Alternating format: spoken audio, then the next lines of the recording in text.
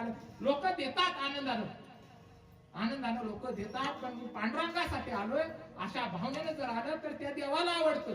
आणि देवाला काय आवडतं असं माणसानं जगावं. मला तुम्हाला आवडतंय असं जगणं हे स्वार्थी मतलबी जग नाही.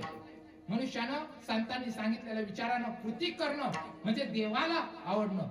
आणि अशी 50 मुलातला एक मुलगा गेला. आई म्हणते, अरे तू देशासाठी बलिदान जीव देण्यासाठी जाणार होता ना. हा अगं आई कसं कुणाचं, पण मला आई आहे ही समजलं आणि मला नाही जाता आलं. मला नाही जाता आला, मला नाही देशासाठी जीव देता आलं. 50 मुलांना सिलेक्ट केलं, सगळ्यांना बॉम्ब लावण्यात आलं. प्रत्येक बोटीमध्ये जाऊन त्या बॉम्बचा विस्फोट करायचा होता आणि 50 मुलं शहीद होणार होते.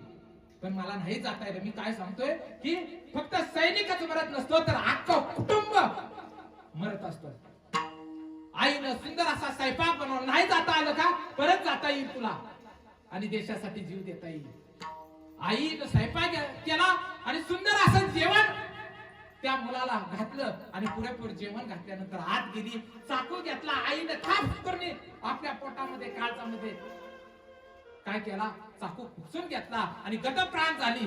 आणि मुलगा आतमध्ये आला तर आईचं पडलं, आई आई मला देशासाठी मरण पत्करावं किंवा मी मरावं म्हणून तू जीव दिला.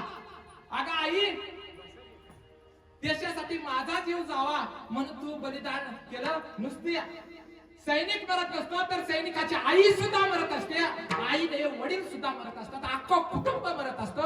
म्हणून आम्ही तुम्ही सैनिकावर प्रेम करा, सैनिकाच्या कुटुंबावर प्रेम करा. कारण देशात जाण्यासाठी आईने सुद्धा जीव दिला. काय असेल देशभक्ती, काय असेल प्रेम, रक्ता रक्तामध्ये देशभक्ती त्याच्या बनली.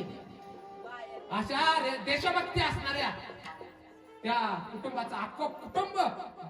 आणि म्हणून सैनिकावर आम्ही तुम्ही प्रत्येक सैनिक हा जरी सीमेवर असला तरी दररोज आई वडिलांची आठवण काढतो, नवे नवे मित्रांची आठवण दररोज काढतो, नवे नवे गावाचं कसं काय चाललंय याची विचारपूस करतो.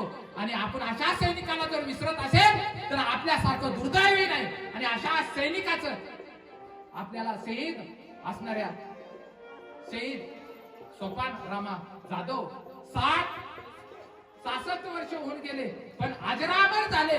कारण असं मरण येण्यासाठी, देशासाठी, देव देश धर्मासाठी मरण याला भाग्य पुण्यच लागतं. आणि तुकाराम सांगतात की अशाची कीर्ती सूर्यचंद्र आहे तोपर्यंत जात नाही, तेच अभंगाचं शेवट.